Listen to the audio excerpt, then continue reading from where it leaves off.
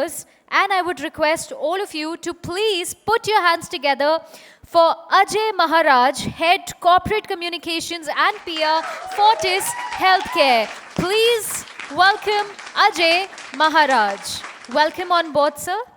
Next up, we have Dr. Kulveen Trehan, Senior Assistant Professor, University School of Mass Communication, Govt of Delhi. Please put your hands together for Dr. Kulveen Trehan. Welcome, ma'am. Joining them, we have Sanjeev Handa, Senior Vice President, PR and Communications, Maruti Suzuki India. Welcome on board, sir. Joining all of them, we have Sudeep Purkayastha, I hope I'm pronouncing your name right, EVP and Head Corporate and Brand Communications, Jindal Steel and Power. Please put your hands together for Mr. Sudeep. And now it's time for me to invite the session chair to conduct the session. So please put your hands together for Pranav Kumar, Managing Director, India, Allison+Partners. Huge round of applause for Pranav Kumar. Hi sir, welcome on board. And the subject for this panel discussion is ethics and transparency in PR. We have talked about the future, we have talked about the know-how. It's time to actually understand the ethics and transparency of the field as well. Well, I'm really honored to host such a stellar panel this evening, and thank you for Adgully for having us on stage. I'll just set the context for this panel for my co-panelists here. And then we can begin, which hopefully will be an invigorating conversation. I'm looking forward to some great insights, client side, also from the academia side as well. We're talking about ethics in PR. I think we're living in a time where ethics has never been so important in any occupation or a profession, especially in PR, because we as communications practitioners are really sort of the vanguards of truth and honesty and trust for our organizations that we work with and also for audiences across the board. Also, all of this is really exacerbated by the fact that we're living in an age of misinformation, disinformation, fake news. Also the fact that consumers are very empowered today and we are operating in a very, very complex stakeholder ecosystem where the expectations from organizations, from consumers for organizations and brands is of implicit trust, clarity, and transparency. And then there's also other aspects like, chat bots and, chat GPT and all of these other technological changes which are happening, which are also changing the way that we conduct the business of communications. So having said that as the preface for this panel discussion, I really wanted to get, a few quick thoughts to get things started. So just to hear from our panelists. So perhaps the first question I can ask is to Kulveen is really, what according to you is ethics in PR? What are some of the key considerations? And if you can just sort of scope it down for us today for the purposes of this conversation. All right, thank you, Pranav. For underlying all the important aspects which are required as we talk about public relations and corporate communications in the digital age. And it is also very heartening to know that we are organizing such panels. And these conversations are very important because in academia, we started with these conversations some years back, and post-pandemic disruptions, changes in the consumer landscape, and the way we are responding to communication technology has brought this question of transparency, of ethics in public relations right at the center stage. So when the spotlight is on, in my understanding, ethics in a world where there are so many different kinds of communicators now, and we are not the only communicators as public relations professionals, is to create communications which is objective, which builds trust in relationships, which creates networks of conversation, which are dialogical, which are responsible and sustainable.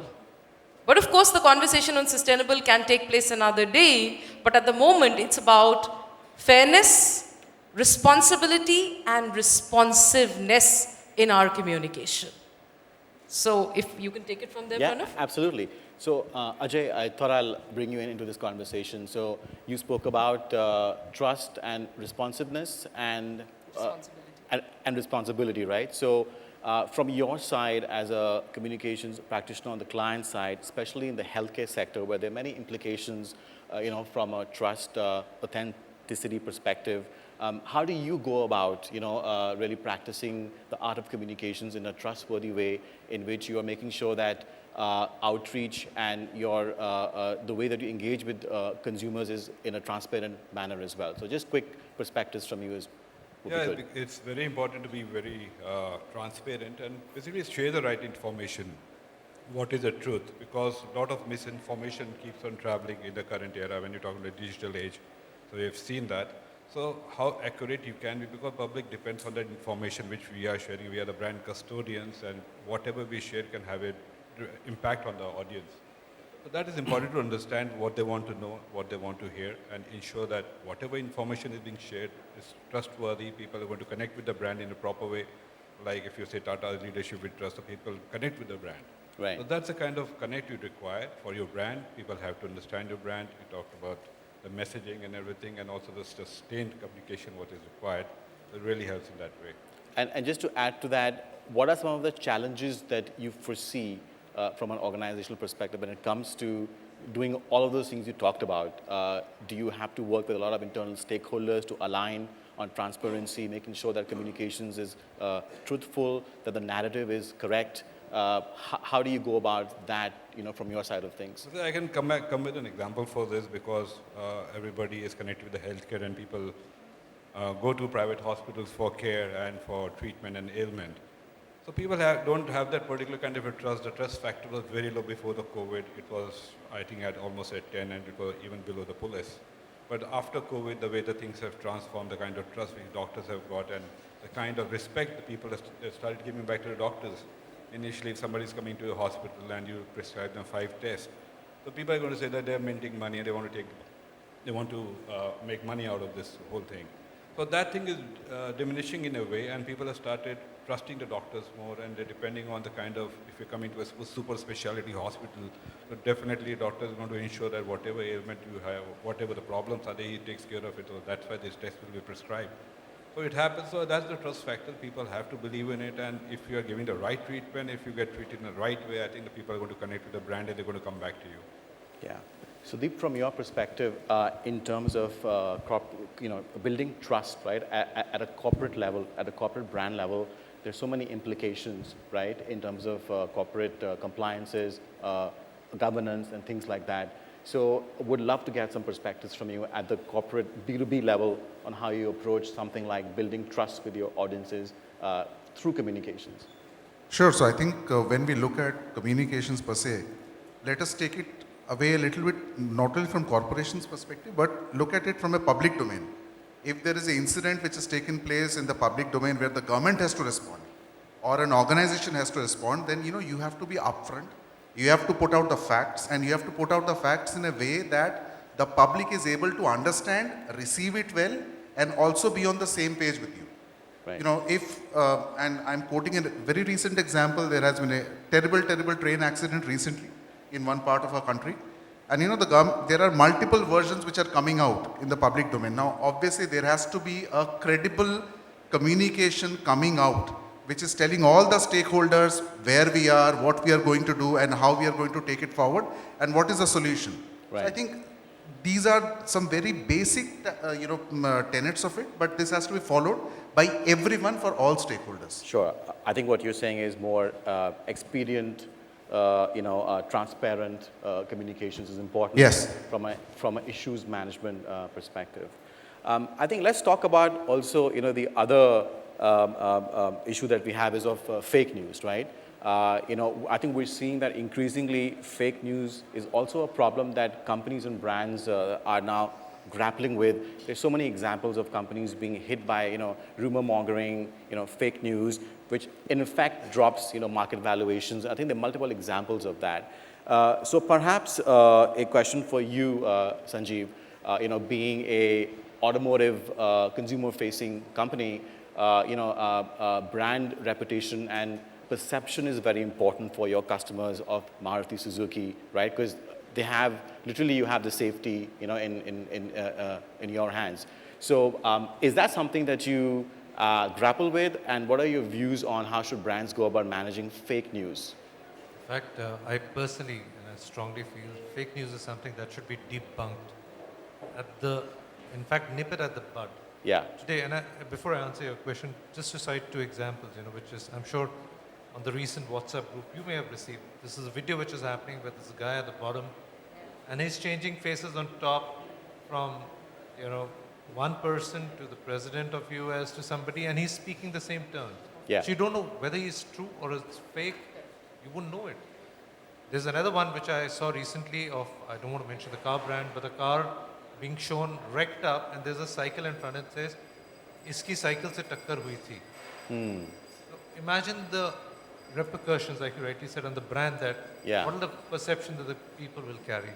So yes, these are fake news. These will have to be, you know, stripped, been spoken to people, otherwise they will have very, very lasting or devastating, you know, results on Impact, a brand, implications. especially when it comes to safety. Yeah. And it's got to be paramount. People will have to be very careful about it. Yeah. Is that something that any of you would like to just comment on briefly? Yeah. Let me just add on to Sanjeev's, you know, point here that, you know, as communicators, as PR professionals now, we have to extend our functions to include media literacy as well. We have to create a media literate society in which, if we have to control this damage, we are able to, you know, educate people, not just empower them as consumers, but educate them with various aspects of what is fake, what do they understand by misinformation, how is it different from disinformation, and what can be the various verbal and visual ways of creating fake information and fake news. So if we create this news literacy, if we come over with strategic plans to create news literacy campaigns, we will be able to tackle this menace better. Right. So I think fake news by itself misleads, but then certain organizations can even do that knowingly, you know, given the fact that in a recent survey by the ASCI, you know, they said 91% consumers actually trust influencers and about 71% trust, you know, advertising, right? Given the fact that, you know, the ASCI has come down pretty heavily on disclosures on, you know, sponsored content, paid content, specifically for influencers, how do you as responsible organizations, you know, sort of handle that from an ethics perspective? You know, do you have guidelines in place to make sure that we are calling out sponsored content, we're calling out paid partnerships? So would love to get any views from either Ajay or Sanjeev. For this part, like, I mean, for the paid content, we talked about editorial, is important. As for the, I just wanted to talk about this fake one a bit. Yeah. Basically, I just want to give an example. When we were fighting the COVID and we were through the pandemic, so there were a lot of fake news around the vaccine. So this vaccine is not right, it's going to give you a cardiac arrest, there are various issues where nobody is sure about what the vaccine is all about. And still, I don't think so everybody is aware about what are the consequences of the vaccine as of now. So people are still not aware. So when this was happening, so a lot of fake news was there in the system. So it was important as a healthcare professional or maybe in the communications line and taking a PR to ensure that everybody was informed, because each and every media journalist was covering health that time and nothing else was happening. So there were almost 50 queries from media every day in connection with the vaccines or maybe with the other things which were happening around. So it was very important to educate when we talked about how we ensure that we pass on the right information, because it was the benefit of the people. People had to take, who had comorbidities, they had to make sure that they had the vaccine, otherwise the chances of survival is pretty dim. So that's the kind of challenges happen when the fake news travels, and it travels very, very fast. And as a professional, we have to ensure that it dies down, the right information is shared. Yeah. Sanjeev, anything from your perspective? Something you mentioned about the ASCI, so I call them the watchdog. But the reality is that if you suo moto take decisions, why do you need a watchdog? So for example, for Maruti Suzuki, we're very, very conscious about the rules that have been laid out for advertising. We make sure that even a single ad does not go out where people are not wearing seatbelts, because that promotes safety. Our press release is as simple as book. will carry the, nominations of power, talk in the right manner, which is the N caps or the M small cases. This is not somebody who's telling you about it. Right. But we know that if we were to carry it wrongly, color or letters to be written in some other form, ASCA will come down. But then why give them a chance? Yeah. I think a suo moto of following of best practices, following of regulations is always good for any organization in the long run. Absolutely. Sudeep, we've also seen, and this is not a question specific to any of your organizations, right? We've also seen a lot of false corporate narratives, being out there, and we've seen many companies have befallen because of that, right? Inflated valuations, wrongdoings, and many founders, CEOs, sort of misleading, investors, and there are obtain examples of that, that we've seen. I think notably in the US, we've seen an example of Elizabeth Holmes. Theranos was a big, failure and misled everybody. So as communications professionals, what role do we have to play in perpetuating the right corporate narrative? Because I can understand it can be a very high pressure point, to go up against sort of higher management to say, hey guys, we're wrong and we should be ethical and transparent and trustworthy. So would love any sort of general views on that from you. Sure. I think from the perspective of the jobs that we do, we are the brand custodians, and in a way we are also the conscious keepers of the organization, because we are the interface between the stakeholders outside and the organization. So you have an investor relations team which is looking at investors. You have a finance team which is looking at your financial stakeholders, but what you put out to all your stakeholders through the media is going to be consumed by each and everyone. So it is upon us that we become the guiding compass to our management as well as to the various departments by saying, look, this is what it is, and we need to put out the correct narrative out there. We are also at times called the spin doctors, right? Apparently we put spin, like Shane Warne on many of these balls, but that is not our job. Our job is to actually be upfront, tell the correct narrative and put it in the right perspective. At times when we are trying to put it in the right perspective, we are seen as if we are camouflaging information or doing certain things, but which is not correct. I mean, if we have to be true to our own profession, we must be upfront, we must be truthful, and we must be able to put it in the correct context. Right. Any more comments on how would you go about, so taking a cue from that, if there's a potential issue which is, that is coming up, that you're seeing as a potential conflict of interest, right? Again, it's sort of, a PR's job to be able to flag that and identify a specific issue and really go and talk about it in a transparent way. So any comments from either Ajay or Sanjeev on Just that? two really. Like I said, first is the identification itself, whether Yeah. it's an issue or it's a non-issue. If it's an issue, then you need to take guidance and consultations from either the legal or their parameters that are set by the law of the land, and see where is it clouding, and then make out the communication which is transparent, which is simple, which is clear, which clarifies all doubts to the best. Yeah. That's what we're supposed to be putting out. No, I think that's very important, because the ramifications of which, because companies live in a very public space now, highly reported, with a very complex stakeholder ecosystem. So it's really important to be able to stay ahead of those issues and, identify them. So we have, sorry, go ahead. No, so I will just, top up to what this topic is. That, very recently in this particular year, there was a particular report which came out on a particular corporate house. That resulted in a 10 lakh crore erosion of market cap. We all are aware of what we are talking about. Yeah. The company came out, they tried to put certain officials up front, they tried to tell that, this is not correct. Even today, the SEBI, report is inconclusive. They are unable to pinpoint anything. The point is that, if you are unable to communicate to your important stakeholders and, not yet able to figure out what is going on, then, you have got a serious problem, and it has material impact on your bottom lines. Absolutely. And we're right up the clock on that. I think we're doing well on time. We have about 30 seconds to go. So just to bring it all together, ethics in PR, just 2-3 words from each one of you. What does that mean for you, ethics in PR? Start from here, so. For Two things, really uphold the integrity of the organization that you stand for, and maybe navigate conflicts in the best possible way. Super. Ajay?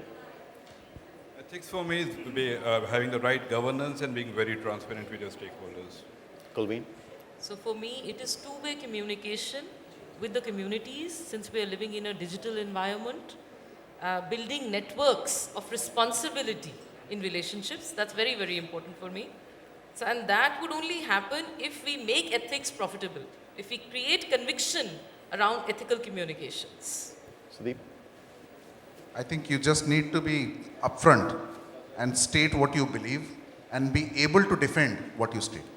Another thing, Pranav, that we are living in an environment where there are a lot of government regulations coming in. Right. There is a personal data protection bill, there is the digital media regulation framework.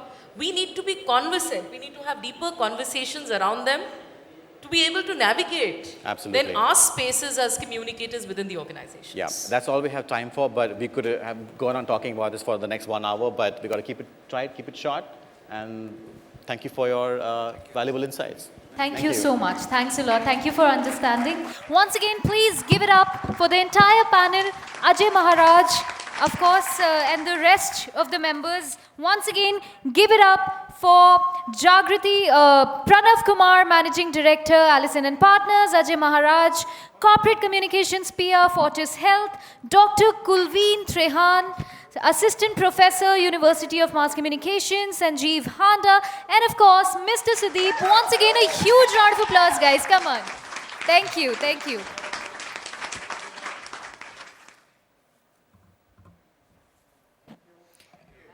Thank you so much. Thanks a lot. Once again, please take your seats.